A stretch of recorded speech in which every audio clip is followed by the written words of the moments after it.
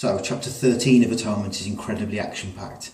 This is the one where Briony goes out thinking she's going to save Cecilia from Robbie, actually sees Lola being raped. She decides that what she must have seen is Robbie raping her because she's decided Robbie's a maniac. Lola doesn't correct her, and then they return to the house. So this sets in motion Robbie's arrest and all the events of part 2. Right at the start, we're told within the half hour, Briony would commit her crime on page 156. There's that sense, isn't there? Obviously at the time we feel that that's an omniscient narrator, a narrator who knows everything. As it turns out at the end, obviously we know that Briony is the one who has narrated this and she is aware of what she has done. That's why she's calling it a crime. But we get the sense here that actually this story that's shaping, that's writing itself around her, as she says, is shaped by the guilt that comes later. That this isn't simply, a sort of one-way street of a story, that actually it's affected by what comes later. Her actions and the way that she's read them later on are affecting how she's describing it here. Bottom of page 156, we're told she could describe this delicious air too. She's about to commit the crime, she's about to do wrong, but alongside that, she's getting her power as an author. She's getting this power of description. We're seeing those two things side by side. She's leaving her innocence behind, she's leaving the stifling atmosphere of her mother, and that allows her to be this great writer, that allows her the imagination, but it's also giving her the guilt and giving her the problem that obviously she has to live with them for the rest of her life. That's alluded to later on, halfway down page 157. She sensed now how this might be achieved through desire alone. The world she ran through loved her and would give her what she wanted and would let it happen, and then when it did, she would describe it. That excitement again, she's allowing herself to grow up, and that's linked to her power as a writer. Just after that, she's thinking of Robbie. She says, but there was a maniac treading through the night with a dark, unfulfilled heart. She thinks that Robbie's basically desperate to get his hands on a woman. But again, unfulfilled is an important word. We've had a load of words prefixed with un, describing Cecilia, describing Robbie, and here we get one, unfulfilled. Briony thinks that's because he's going to attack. However, ironically, he ends up being unfulfilled. He ends up not having this relationship with Cecilia. He ends up not having the life that he would have wanted. He is actually unfulfilled, and it's Briony that's done it. By using that word unfulfilled, and by thinking of him as unfulfilled, she's actually sort of made that happen. So again, her actions as a writer has actually led, ironically, to that coming true in a very different way to how she intended. Page 158, about 2/3 of the way down, we're told together the Tallis children would see this brute off. So what Briony's imagining doing will get rid of him. But using that word brute is important. It's animalistic, isn't it? A brute. For context, that's great. They're looking down on Robbie, aren't they? They're looking at him as a lower class character. He is this brute, this demon that needs to be sort of got rid of from the Tallis family. Again, we see the damaging impact of the class system at the time. 2/3 of the way down page 159, we're told, for all the threat the maniac posed to her sister, it was delightful to be out so late with permission. So again, there's the idea of Briony doing things that previously wouldn't be allowed. She's growing up, she's leaving her childhood innocence behind. But that is side by side with the maniac, with Robbie. So her growing up and gaining her independence is side by side with her losing her innocence and committing a crime that causes problems for Robbie.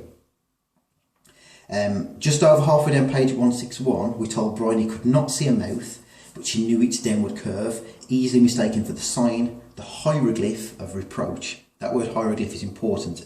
Early on, we're told that Briony's got a thesaurus, and she replaces everyday words with more complicated ones because she thinks that's what a writer does. One of the words that's mentioned is hieroglyph, and here it's being used as she's sort of going for Robbie to try and stop him. So again, her development as a writer is tied alongside the blaming of Robbie.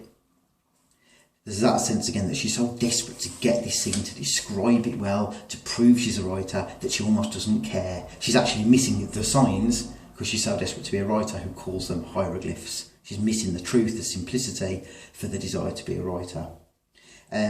Just over halfway down page 162, here she slowed as she turned down the driveway towards the bridge. Another turning point, another loss of innocence, another moment of growing up, another bridge. That's carried on page 163. She stopped and wondered whether she had the courage to keep on to the bridge, cross it and leave it to go down the steep bank to the island temple. That bridge again is a symbol of growing up. She's leaving something behind here. She's moving on. She can't ever go back, and she's crossing a bridge. we're told she forced herself to walk on and cross the bridge halfway down page 163. Towards the top of page 165, we get a series of really short sentences, so a massive contrast to that flowery descriptive language with words like hieroglyph that we had earlier on. Here we're told about 5 lines down, she heard his footsteps as he strode towards the house, she had no doubt, she could describe him, there was nothing she could not describe, she knelt down beside her cousin. So those short sentences are showing a real contrast and showing Briony's childish certainty really of what she's seen. She's convinced herself, and we're told it in very, very simple sort of fact. But we're told she could describe him, there was nothing she could not describe. Again, her mistake in blaming Robbie is linked to a power of description. By being a writer, she's wrongly accusing Robbie. And that ties it in really well. She's actually describing Robbie because she wants to describe.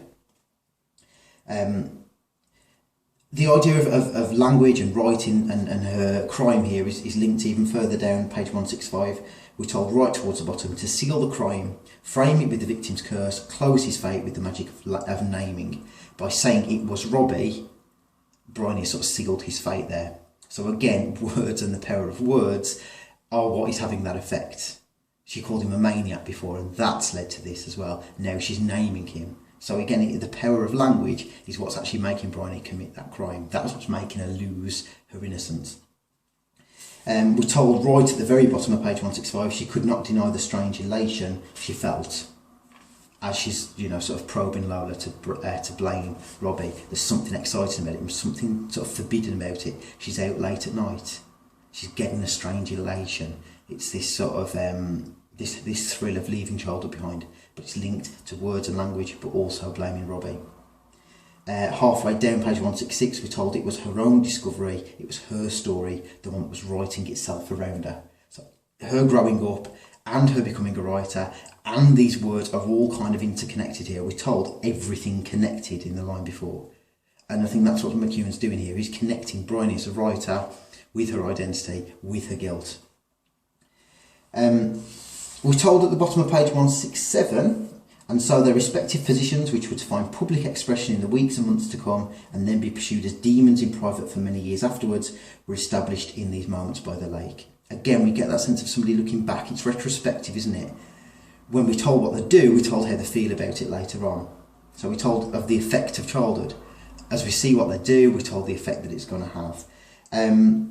You could possibly argue there's a really nice link to Hard Times there, with the effect of Gradgrind's teaching coming back to bite him when Bitzer at the end has no mercy in sort of handing Tom over. About 2/3 of the way down page 168, we're told now she saw the affair was too consistent, too symmetrical to be anything other than what she said it was.